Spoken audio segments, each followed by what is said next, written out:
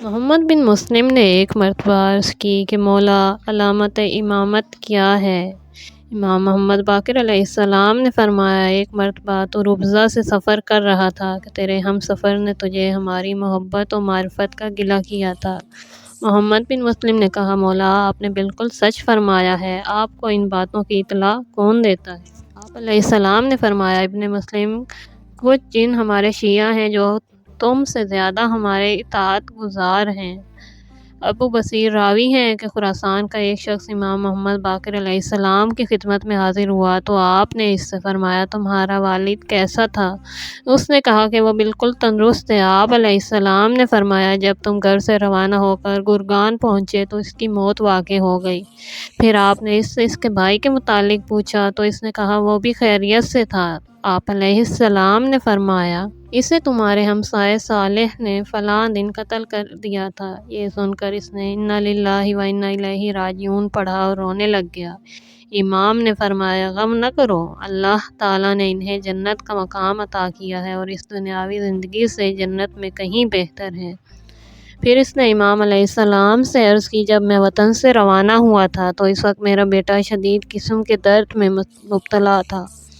آپ نے مجھ سے اس کے متعلق تو کچھ نہیں پوچھا۔ آپ علیہ السلام نے فرمایا، میں نے اس لیے نہیں پوچھا کہ وہ صحت یاب ہو چکا ہے۔ تمہارے جانے کے بعد اس کے چچا نے اپنی بیٹی سے اس کی شادی کر دی ہے، اور جب تم اپنے گھر پہنچو گے تو اس کے ہاں ایک بیٹا پیدا ہوگا جس کا نام علی ہوگا اور وہ شیعہ ہوگا، جبکہ تمہارا صلبی بیٹا ہمارا شیعہ نہیں بلکہ وہ ہمارا دشمن ہے۔ اسی طرح حلبی کی روایت میں مذکور ہے، کچھ لوگ امام محمد باقر علیہ السلام کے پاس آئے اور انہوں نے آپ سے علامت امامت کا مطالبہ کیا تو آپ نے انہیں ان کے فرداً فرداً نام بتائے اور پھر فرمایا، تم مجھ سے اس آیت کا مفہوم پوچھنا چاہتے ہو جس کا ترجمہ ہے کہ کلمہ طیبہ اس پاکیزہ درخت کی مانند ہے جس کی جڑ قائم اور جس کی شاخ آسمان میں ہے۔ انہوں نے کہا کہ آپ نے سچ فرمایا، ہم اسی آیت مجیدہ کے متعلق ہی آپ سے پوچھنا چاہتے تھے۔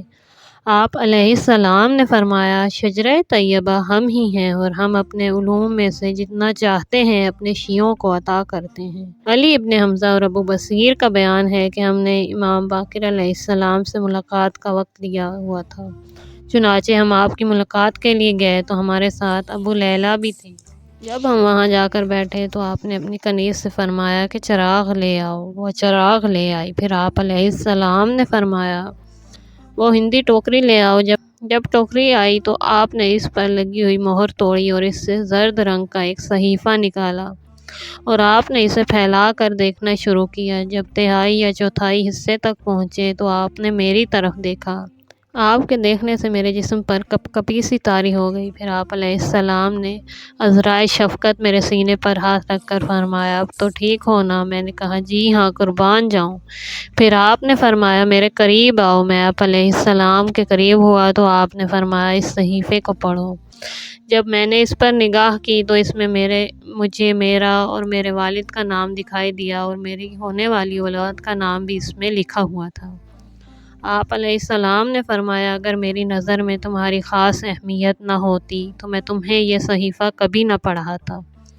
علی ابن حمزہ کا بیان ہے کہ آپ نے مجھے جن اولاد کے نام پڑھائے تھے، اس نام کے تمام بچے 20 برس کے بعد میرے ہاں پیدا ہوئے۔ دوستو، اگر آپ کو ویڈیو پسند آئی ہے تو پلیز لائک کیجیے اور چینل کو سبسکرائب کیجیے اور کمنٹس کے ذریعے اپنی رائے کا اظہار کیجیے۔ اللہ حافظ۔